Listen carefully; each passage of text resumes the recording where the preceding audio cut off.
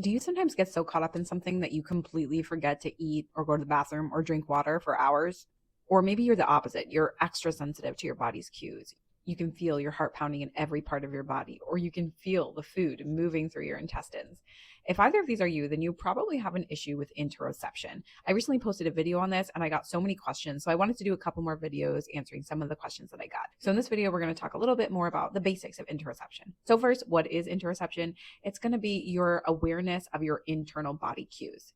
How does it work? Well, you're going to have receptors attached to neurons that are going to sense different stimuli. And then when they're activated, they send that message to your brain, and then your brain interprets that message. Now, there are two components. There's awareness and accuracy. So you may have an issue with being overly aware or under aware of these different sensory inputs, or you may just be inaccurate in what your interpretation of those inputs is. So some of the classic internal cues that might be heightened or missed can include things like needing to go to the bathroom, feeling hunger, feeling thirst, feeling pain, feeling muscle tension, feeling itchy, feeling your heartbeat, feeling fatigued, or how hot or cold things feel to you. Some physical signs that you might be experiencing some interoceptive sensation can include things like dilated pupils, sweaty palms, rapid heartbeat, fast breathing, goosebumps, flushing, dry mouth, muscle stiffness, nausea, and abdominal pain. Now, we typically think about issues with interoception in neurodivergent individuals, so typically people who have ADHD or autism or a sensory processing issue.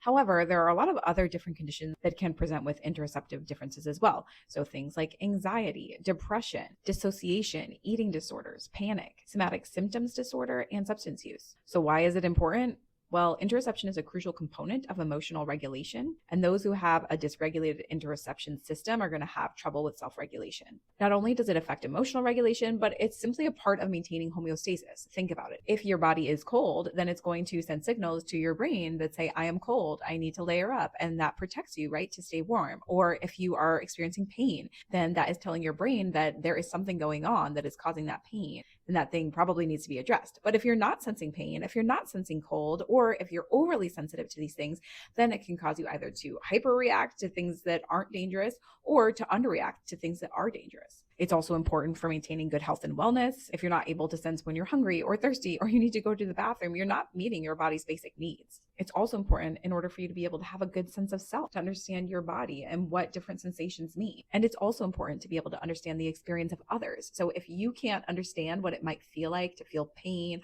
or stress, muscle tension, then it's going to be really hard for you to relate with others. So what do we do about it? Well, you got to stay tuned for my next video. But there are things that you can do. And this isn't something that has to be a bad thing. It's something that you can manage and potentially take advantage of in situations that it might be helpful.